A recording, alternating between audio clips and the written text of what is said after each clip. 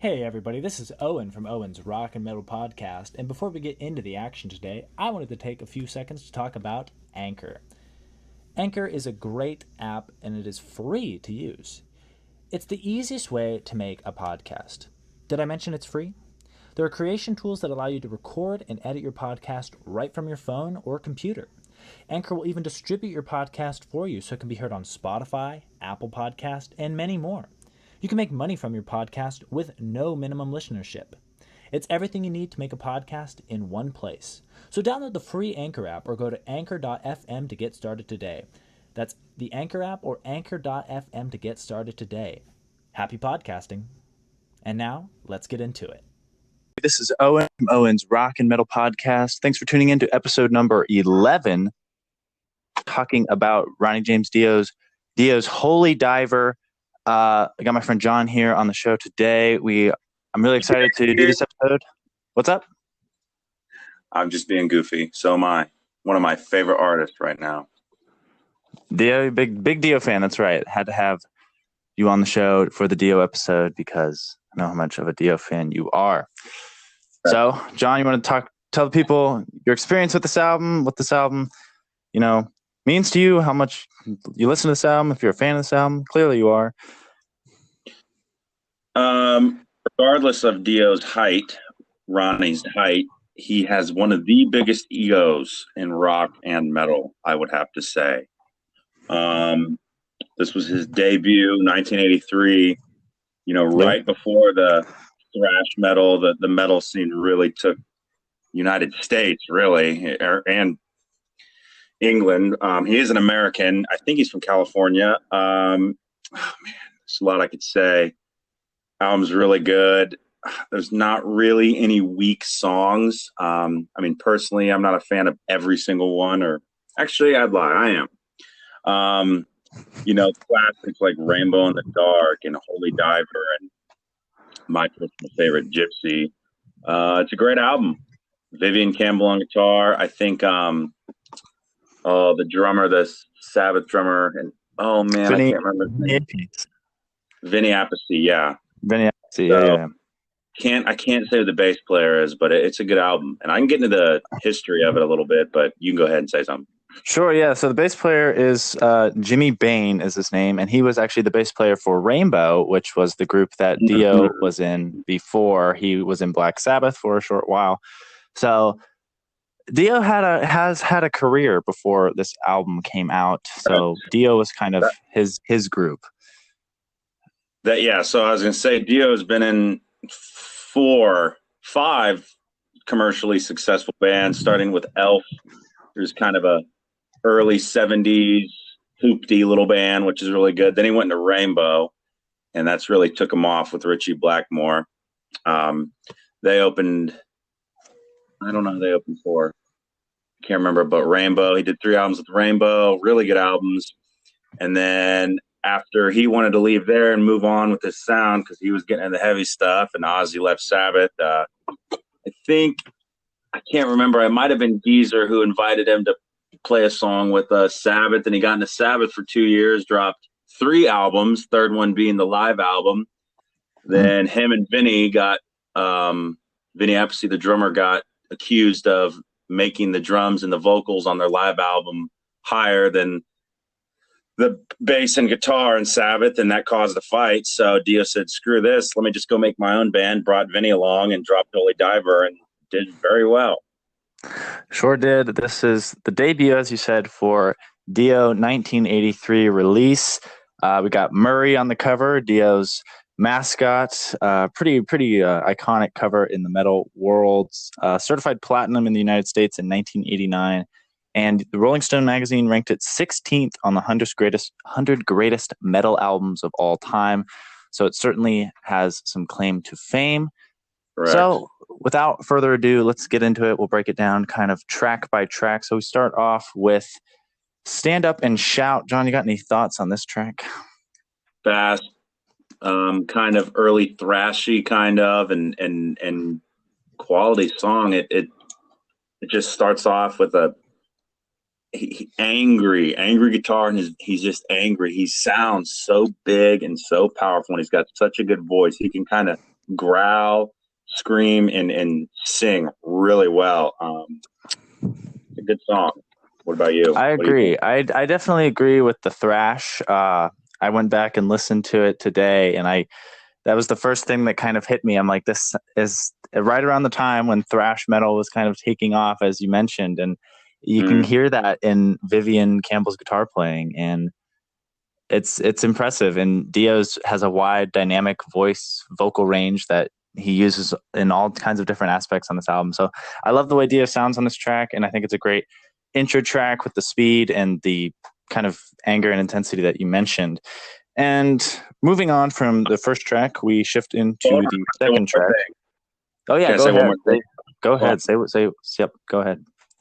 so, his two studio albums was Sabbath, Heaven and Hell, and Mob Rules. Both of them had kind of an opening. Neon Nights on Heaven and Hell, and then Turn Up the Night on the Mob Rules that opened up with a fast paced kind of like chugging song, kind of like a. Yeah, yeah. So I don't know if he held on to that, but with this album, then even his second album, it was the same thing. It opened up with some just angry and fast and good. And I don't know if that was maybe just a catcher or to catch the audience listening or his Right. listeners. So I just thought that was interesting. It reminded me of his two Sabbath albums. Yeah, that could be interesting. And you said he does that on the second Dio album as well. Yeah, yes, he does.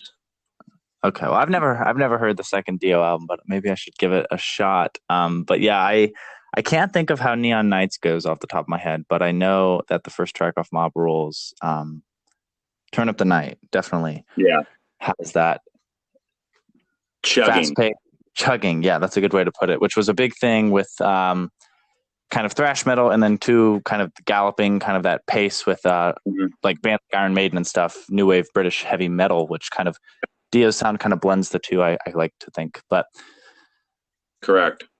So so yeah, Dio is. Go ahead. Your second song, no. Holy Diver. Well, you go ahead. Go ahead. If you got more thoughts, go ahead, Oh, it's just please. Dio.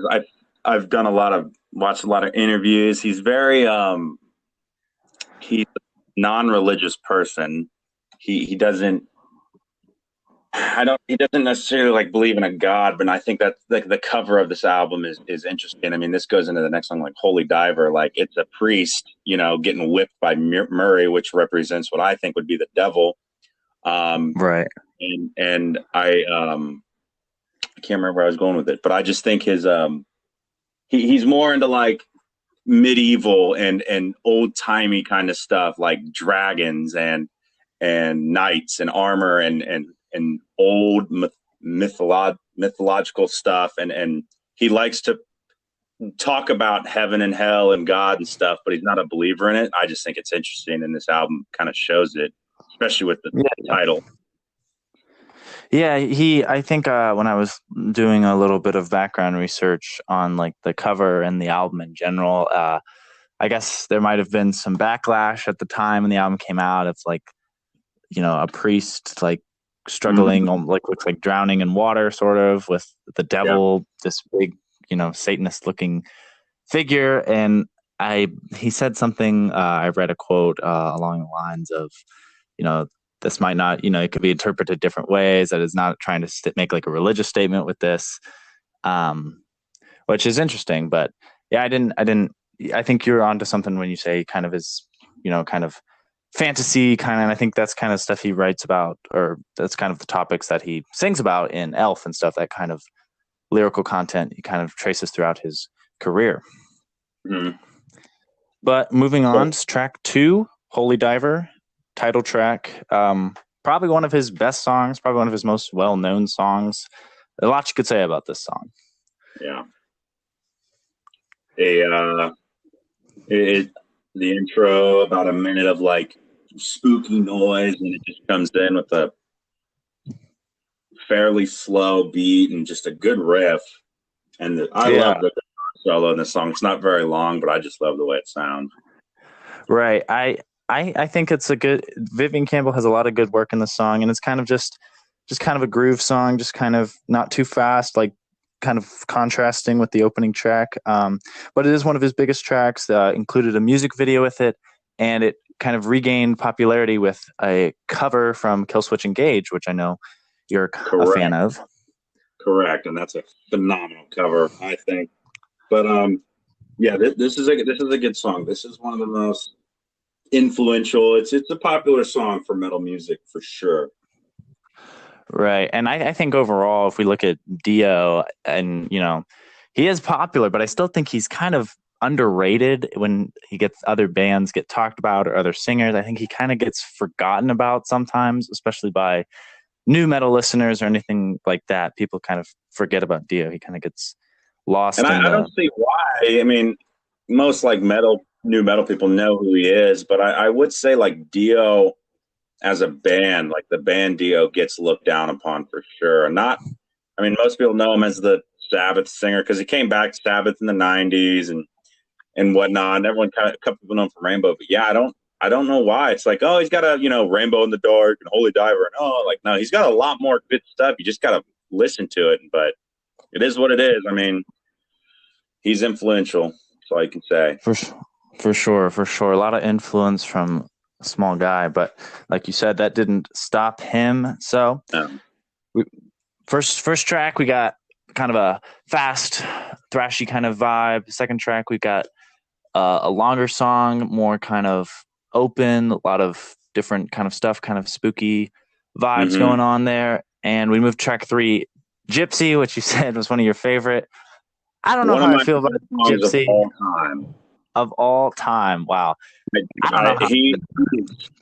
You don't know how you feel about it. I don't know if I'm a huge fan of the song. It's all right, but when I first heard it, it wasn't something that really blew me away. But go ahead. So, yeah, I don't know. I like the song, but I don't know. There are other songs on there that I like more. He is giving it his all on this. I mean, it's a mix of screaming, like he is not screaming, he is just angry singing this song. I think he's talking about a girl, and I just love it. I love the guitar riff. I love the way he sounds. There's just something about it. I could just listen to it over and over and over again. It's one of his best for sure. Yeah, I like when he comes in when he's like screams the word like gypsy. I like that kind of like the feel. But overall, I know you're a big fan of this song, so we can agree to disagree on it. For sure. Dio, he delivers a good performance as always on this one. But then we have Caught in the Middle, which this song, favorite songs. Really? Yeah. I don't mind this one. I am more into the heavy, fast, loud, angry songs, and this one kind of he tones it back a little bit. It's got a really cool riff. I love the way it sounds, but I'm just not a fan of like the melody. Yeah, I definitely am a fan of the riff as well. It kind of sounds a little more poppy almost. Not as hardcore or something like that. Kind of like I don't know if you could compare it to kind of like some stuff Ozzy did on like Shot in the Dark, maybe kind of more poppy sound, kind of. Yeah, for sure. It's more of like a radio song a little bit. I mean, I don't know. It's all right. It's just kind of a song that's there. It's good though. It's an opening song. For sure. So, it is what it is. And then we move on to the next track. We're flying through them here. Don't Talk to Strangers. I like the song. I mean, this one's got a lot of plays and I mean, it's good. It's good. It kind of starts off slow with an acoustic guitar, right? And then it just comes in like wailing. I think, yeah, pretty good. I don't know what you're thinking about it. It shifts for sure. There's a big shift. Kind of the slow intro, kind of. Then it just then Dio kind of it hits. So yeah, shifts to heavier sound. I like the solo. I don't know. I feel like Caught in the Middle and Don't Talk to Strangers. They're good. Maybe the guys get it. The girlfriends would like listening to the song more than the guys. I'd say. Yeah. Maybe it's just not as heavy, and it's just it's good. I just like back to saying I just prefer the heavier stuff, and the rest of the album has this. But these are the two that are good, but I wouldn't find myself rewinding and clicking on them Going all the back to time. it. Yeah, that's fair. That's a fair assessment. So that's where side one ends if this was a record. So Don't Talk to Strangers.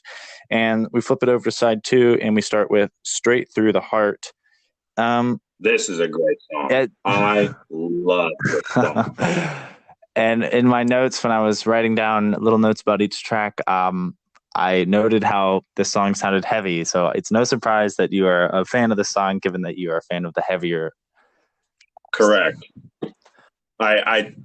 Vinny Appice's got these big, beastly sounding drums, and he had it on.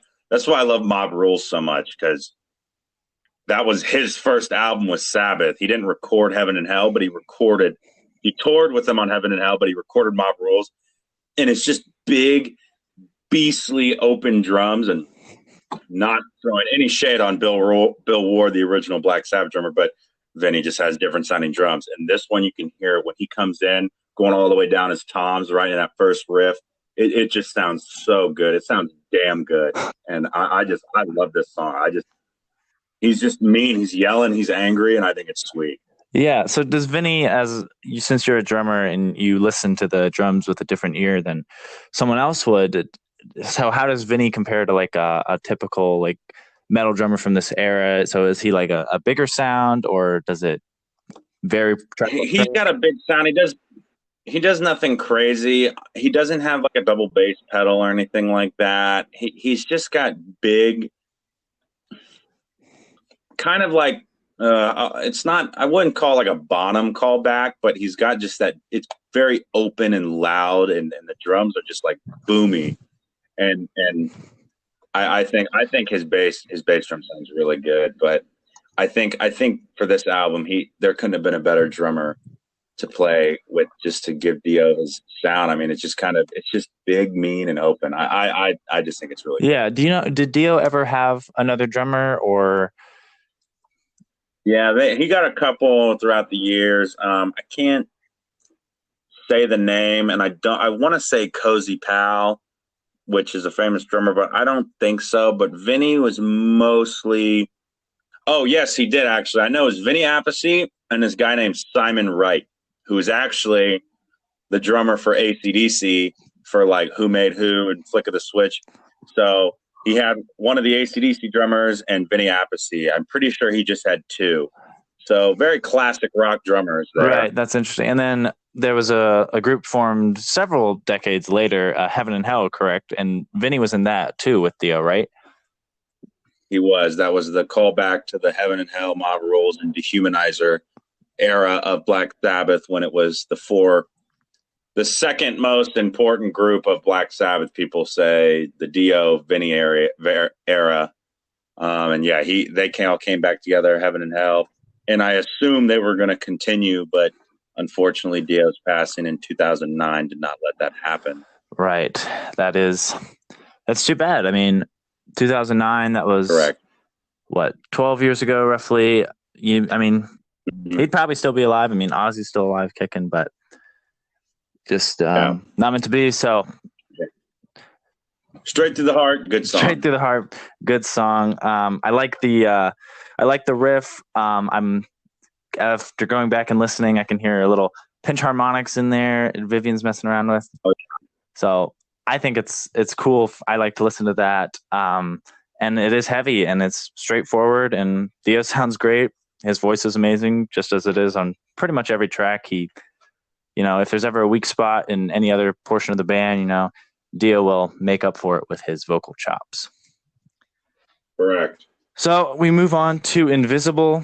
I don't know. Again, this is a song I'm just kind of like not a huge fan of. It seems to have kind of a different sound, but I just listened to this. I was listening through it, and this is definitely a song. I'm like, oh, whatever. I'm just skipping. But I listened through it. I actually really enjoyed it. I think it's got a cool riff. I think when it picks up, because I think it's slow at the beginning. I think Invisible's good. It's a good song. It's not one of his best, but it gave me a little bit of. It was heavy enough, and I enjoyed it. It was okay though. It's okay. Yeah, just okay. it does kind of, some of his songs, they kind of start slower and then you kind of got to get into it where like the good stuff might not be to like the 2-minute mark almost. So not that, it builds the song and it's better than just jumping into it maybe, but if you just listen to it from this top, you got to wait a little bit. But we move on to the next track, which is my favorite Dio song, Rainbow in the Dark. This one, it's heavy, it's popular, it's radio, it's metal. It was the first song that Dio ever heard on the radio that was him alone, like his first Dio song. And I'm pretty sure he hates it. I'm pretty sure he hates this song. It's one of his least favorites. Really? Well, I guess I can understand that. Like an artist not liking like a popular song, like an example, I guess, like, I don't know how Tony Iommi feels about Iron Man, or something like that. Ozzy said he loves playing War Pigs and Iron Man and Paranoid, but I've never heard Tony say he doesn't or does like it. But I'm sure it gets old playing the same like couple songs. But when you have a popular song, people want to hear it. And Rainbow in the Dark is good. I mean, it's just good. Right. I couldn't imagine being like Dio on tour and you have like a 30 city tour. You're playing, Rainbow in the Dark 30 times within the span of like 3 months or something. That would just be. Yeah, it gets old. Yeah, for sure. But in the business, you're a professional. It's what you get paid to do. It's what people come to see. Like you said, it's kind of a combination of all sorts of things that Dio kind of does, metal. Then there's the poppier sound with the synthesizer in there. It's a big radio song along with Holy Diver. Some say this song was like the title of it, Rainbow in the Dark. He was in the band Rainbow, and I'm pretty sure him and Richie Blackmore, who was the guitarist of Rainbow at the time, or was always, I'm sorry, got into it. And some say that he made this song or named it that to stab at Rainbow, like, oh, Rainbow in the Dark. Like they're just the band's bad. Doesn't like Richie because Richie's got his own ego issues, but that's what they speculate, but no one knows. So when Dio left Rainbow, did Richie and Ronnie have a falling out, or? I'm pretty sure. Yeah, I'm pretty sure they don't talk because when Dio died, I think I saw a lot about like, oh, Richie Blackmore never. I don't know. Maybe that was Vivian Campbell, but I'm pretty sure they had a falling out because Ronnie wanted to take the sound differently, and Richie came from Deep Purple, so he was into the Deep Purple sound, but Ronnie liked the heavier stuff and wanted to move on because he's been doing Elf and other things, and he wanted to get heavier. So, and Richie, I'm pretty sure Richie didn't like that, so then he left and then went to Sabbath, got out of there, and he's like, you know what? My band, I'm in charge. I make the songs. I write them.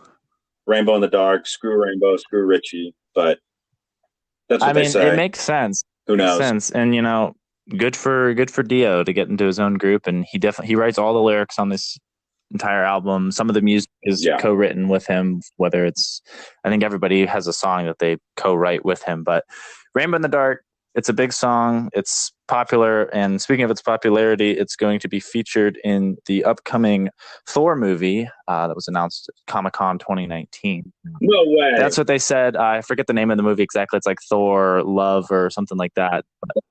Yeah, it was featured in the teaser at Comic-Con. I read on the Wikipedia page, and it's going to be used in the movie. So, oh, I did not know that. That's exciting. Yeah, Dio getting some really cool Marvel love. Bands getting Marvel love. That means you've hit it big. Whether you're AC/DC or Led Zeppelin, you've made it, right? But seriously, that's true. So I think this is just a Thor got the right idea on the music with the Led Zeppelin and now Dio. I'm liking Thor a little bit. Yeah. Yeah, Thor, his movies, second one, they might be a little more boring compared to some of the other ones, but the music. I didn't hate. That's for another time. That'll be another episode. But so anyway, final thoughts on Rainbow in the Dark. It's just kind of a track where I love it. Yeah, the band comes together, make a great song. reaches number 12 on Billboard's album rock charts. So I think it was his highest charting song of this album. And I think compared to Holy Diver only reached, I believe, 40th on the Billboard charts. So Rainbow in the Dark was the big one, was the big darling in the charts. So we can turn to the closer on the album, Shame on the Night. I love this song. This is another one that I think is really good. But you give your opinions on it first. Okay. And then we'll talk. Okay, it sounds good. So this is the last track. It's kind of got a little spooky intro, kind of a slower tempo here, a little more groove. I like kind of Dio sings, and then the guitar, Vivian Campbell, just kind of doing his thing, using some natural harmonics, some really interesting things, just kind of freestyling on his own over there. And then there's kind of this big, just kind of the chord movements are just really big throughout the song, and then we just reach this big finale, and then it just kind of fades out to the finish, and it's a good close on the album. Yeah, go ahead. Yeah. On the Night, it's slow, and I think there's a part where it's just the bass guitar and the drummer just kind of laying down a backbeat, and he is just screaming, he's just mad, and I love it. And the intro, that howling intro where you hear like a howl, that was that's the same howl on I'm pretty sure it's the very first Deep Purple album, a song called Hush, Hush. He borrowed that howl. So if you listen to a song called Hush, you will hear the same intro to Shame on the Night. Why? He was never in Deep Purple, but Ritchie Blackmore was. And Ritchie Blackmore wrote that music. And I don't know if this is another stab or a callback to the time he had with Ritchie and Rainbow. I don't know. But the same howl on the song Hush is in Shame on the Night. This is a great song. I love it. I love everything about it. No complaints. This is a great song. That's really interesting because I remember hearing the howl. I'm like, okay, this is interesting, kind of spooky. Are we in the woods? What's going on here? But I did not know that it came from a Deep Purple song. And then when you think about the history that those two share between Ritchie Blackmore and Ronnie James Dio, and Ritchie was in Purple and then they were both in Rainbow. Maybe it is another stab. Maybe it's just kind of saying, well, you know what, I'm going to use your stuff and make it better or something like that. I don't know, but that's really interesting. And who knows how deep the feud went or anything like that. I mean, unless you were there, I guess you really truly don't know. Overall, I think the album's good. It has really strong songs, a couple okay songs. I mean, I guess everyone hears the albums differently. Everyone interprets them different. Everyone listens to them different. But overall, I'd give this album 9 out of 10. I like it. Okay, yeah. I would say my final thoughts on the album. It's Dio's best, and I say that I don't really know why I can say that when this is really the only Dio album I've heard, but it's some of the best stuff in this time period for metal. It kind of borrows early thrash influences. There's some British heavy metal stuff with kind of a Maiden Priest-like sound. He's doing his own thing. He really sounds great. He's one of the great vocalists in all of metal. Vivian Campbell, I think, is kind of underrated here because everybody talks about Dio and his voice, and the band is freaking named after him. But Vivian Campbell definitely delivered a very strong performance, as does other members of the band, such as Vinny Appice. But I think it's a solid listen. I would definitely recommend it to new metal listeners, people who are just kind of getting into the genre, people who want something. I think it's a good, it's not something too extreme for someone who's just getting into metal, where they can still kind of enjoy a heavier sound while catering to a general audience. If I had an album, I'd probably give it a 9.3 out of 10. I just picked that number out of nowhere, but favorite track is probably Rainbow in the Dark. But yeah. I mean, I'm not sure. It's good rating. I know it's kind of weird. It's kind of off topic, but like Dio had 1, 2, 3, 4, 5. He had 5 albums plus a live album, and then he joined Black Sabbath again. I always thought that's interesting. Like, how do you release 5 albums on your own band named after you, and then that do fairly well, I think, and then go back to a band. And like, I think that's just strange. Like, how do you leave your own band? Right. Do you know? It's just weird. I'm guessing obviously Dio didn't go on performing without Ronnie James Dio, but do you know any of the reasoning why he didn't? He left Dio to go back to make Dehumanizer in the early '90s. Was he just missing? Dehumanizer came out in 92, and his last studio album came out in 90, and apparently it didn't do well, even though I thought it was really good. It's one of my favorites, called Lock Up the Wolves. Had like a 19-year-old kid on the guitar. Apparently it didn't do well, and I think Black Sabbath wasn't doing well with their own singers at the time. I think they went through about 3, and Tony wasn't happy, and maybe at a concert or someone gave someone a call, and they just said, you know what, let's get back together and make something else, because I think we all have enough creative juice left in us back from the early 80s where we can make another Sabbath album. And they did, and they made a very good album, but then it only lasted about a year or so, and then everyone parted ways again. But I guess this is how the music world works. But yeah, did they? I don't know. I'm guessing they toured with the Dio to support Dehumanizer, like after it was released. No, I don't think so. Oh, really? So it's just kind of a one-off. Oh, they did. No, they toured. They had a tour for it. I'm sorry. No, I misunderstood. Yeah, no, you're good. Well, that's a good thing, I guess, because then it shows, when Dio left Sabbath, they didn't end on bad terms, and they could still come back and make another album. An album I still have yet to listen to, but apparently that's sacrilege that I haven't listened to it yet. But a little bit. I'll get on it for sure. But that's about all we've got here for today for Dio's Holy Diver. Thank you guys so much for listening. We really appreciate it. Be sure to go back and listen to past episodes. If you like what you heard here today, last week talked about hair metal.